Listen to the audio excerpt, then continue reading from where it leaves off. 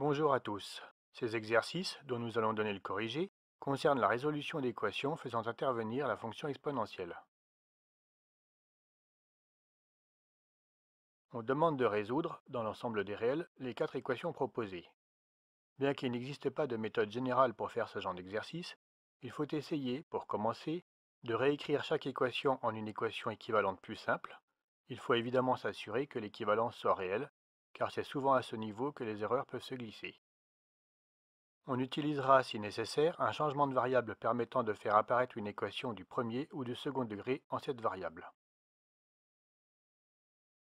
Pour ce premier exercice, il faut résoudre, dans R, l'équation exponentielle de 2x2 plus 3 égale exponentielle de 7x. Pour cela, on utilise la propriété indiquée, à savoir que exponentielle de A égale exponentielle de B est équivalent à A égale B pour toutes A et B réelles. On obtient immédiatement que cette équation est équivalente à 2x2 plus 3 égale 7x, ce qui nous amène à résoudre, dans l'ensemble des réels, l'équation du second degré 2x2 moins 7x plus 3 égale 0. On calcule alors le discriminant et les racines à l'aide des relations rappelées à l'écran. Les solutions de cette équation sont obtenues rapidement. On trouve les valeurs 1/2 et 3.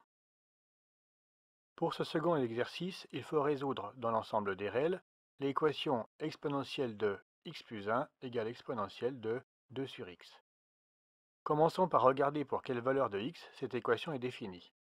Il faut tout simplement que le quotient 2 sur x existe, ce qui implique que x soit différent de 0. On procède ensuite comme précédemment. Exponentielle de x plus 1 égale exponentielle de 2 sur x est équivalent à x plus 1 égale 2 sur x. Équation équivalente, si x est non nul, à x facteur de x plus 1 égale 2. En développant, on aboutit à l'équation du second degré, x carré plus x moins 2 égale 0, dont il suffit de calculer les racines. On trouve delta égale 9, qui est égal à 3 au carré, et les deux racines, x1 égale moins 2 et x2 égale 1. Ce sont les deux solutions réelles de cette équation, car elles sont différentes de 0. Pour ce troisième exercice, il faut résoudre, dans R, l'équation 3 exponentielle de 2x plus exponentielle de x moins 4 égale 0. Contrairement aux deux exercices précédents, cette équation ne contient pas que des termes exponentiels. La technique employée précédemment ne pourra donc pas s'appliquer. On va présenter ici deux méthodes de résolution. D'une part, se ramener à une équation polynomiale du second degré. D'autre part, utiliser le corollaire du théorème des valeurs intermédiaires. Présentons la première méthode. On utilise pour cela l'identité exponentielle de 2x est égale à exponentielle de x au carré, et on effectue le changement de variable grand X égale exponentielle de petit x. L'équation proposée est alors équivalente à l'équation du second degré 3 que multiplie grand X au carré plus grand X moins 4 égale 0, sous réserve de ne pas oublier que, dans ce cas, grand X ne peut être que strictement positif, puisque la fonction exponentielle l'est.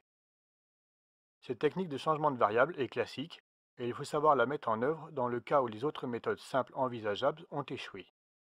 Ceci, bien sûr, sous réserve que cela conduise à une équation que l'on sache résoudre. On procède alors comme à l'accoutumée. On commence par calculer le discriminant, qui vaut ici 49, c'est-à-dire 7 au carré, puis on détermine les deux racines réelles, solution de cette équation du second degré en grand X. On trouve sans peine grand X1 égale moins 4 tiers et grand X2 égale 1. Cependant, il ne faut pas perdre de vue qu'on a posé grand X est égal à exponentielle de petit x.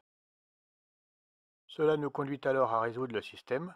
Grand X1 égale exponentielle de petit x1 égale moins 4 tiers. Et enfin, grand X2 égale exponentielle de petit x2 égale 1. Sachant que seules les solutions strictement positives doivent être retenues, on rejette la solution grand X1 égale moins 4 tiers et on garde grand X2 égale exponentielle de petit x2 égale 1 qui conduit à petit x2 égale 0.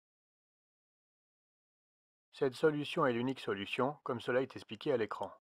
On a donc trouvé grand S égale 0. Présentons désormais la seconde méthode. On commence par tester des réels simples.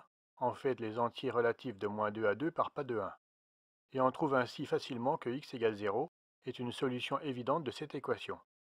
Ceci prouve l'existence d'au moins une solution.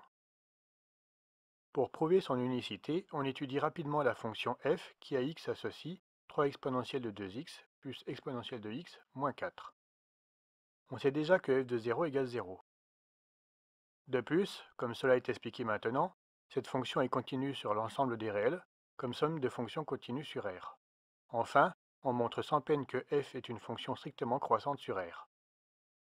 En définitive, nous disposons des hypothèses permettant d'appliquer le corollaire du théorème des valeurs intermédiaires. Celui-ci permet de conclure que l'équation f de x égale 0 admet une unique solution sur R, et que cette solution est x égale 0.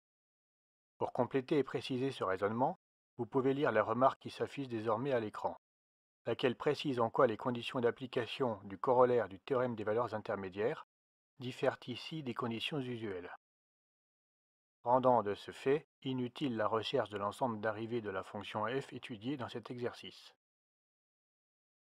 Passons pour finir au dernier exercice.